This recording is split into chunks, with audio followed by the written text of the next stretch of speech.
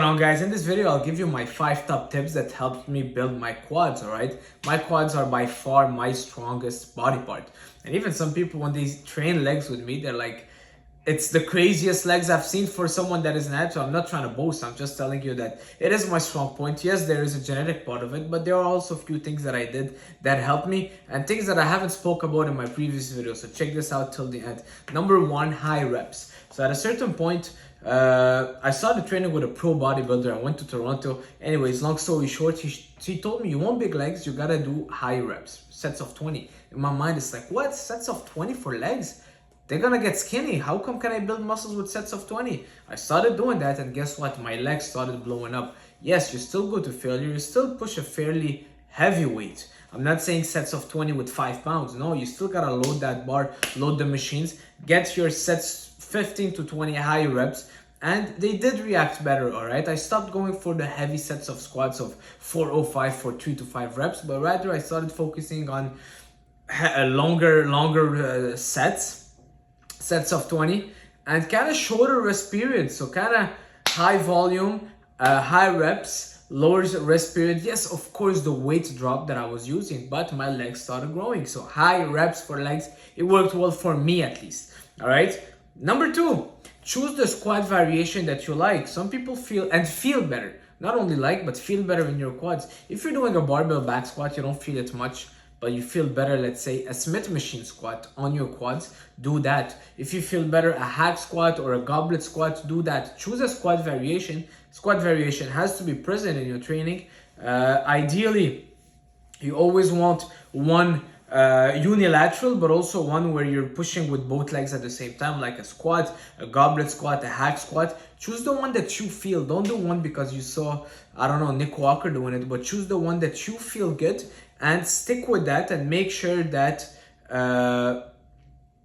you it's gonna be a bit it's gonna be a little bit controversial, but even on those squat variation, yes, I said you want to do the high reps, but you want to keep a few heavy sets in, especially if you're natural, few heavy sets. Most of your sets have to be the high reps, but keep few heavy sets. Let's say on your barbell back squat, you can pyramid the weight up and then going back with the high reps. All right, so a good squat variation that you feel best. Yeah. Oof, I'm tired today, my god. Number 3, slow it down. A lot of people go so fast. I see them on the leg press, they go so fast. I see them on the squats, they go so fast. Slow it down. Slow down the eccentric part. It's okay if you're pushing fast, but as soon as you gotta control the way down. Even on the leg press, push fast, but control it down. And trust me, you will feel a lot better results. Your legs will work in both ways, when you're pushing and when the weight is coming to you. All right, so optimize every single part of that repetition, because if you're just focusing on the time that you're pushing the weight away from you, well, you're only doing half of the exercise, and that's pretty much it. All right, so slow it down. Number 4 would be, don't neglect the hamstring work. Yes, you want big quads, but also it's important that you focus on that hamstring, because it's gonna help you support that quad. All right, do not neglect hamstring. A lot of people have lacking hamstrings and they're not giving them as much attention just because we can't see them. Don't neglect them. Work those hamstrings. See to the hamstring curls. I love them. A hip hinge movement that you enjoy, do that as well. All right, and make sure that you're taking hamstring as seriously as your quads. Some people like separating quads and hamstring. Personally, I like doing all my lower body in the same day. Number 5, pre-exhaustion.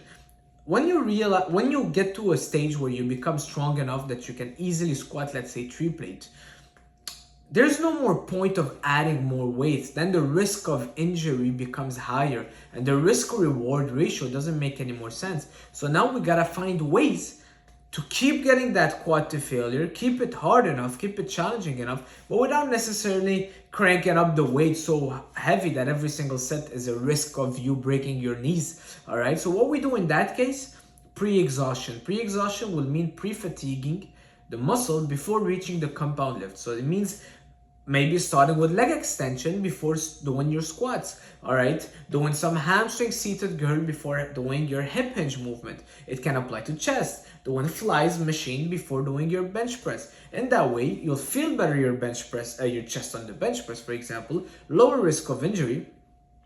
You activate your quads with the leg extension before going on the squat. A lot of people start with the squats, they're not warm enough yet, and all they feel is their lower back and their knees and their glutes. All right, but if you already did that leg extension, well, you will feel your quads a lot better now that you arrive to the squat, because you already pre-fatigued them with the leg extension.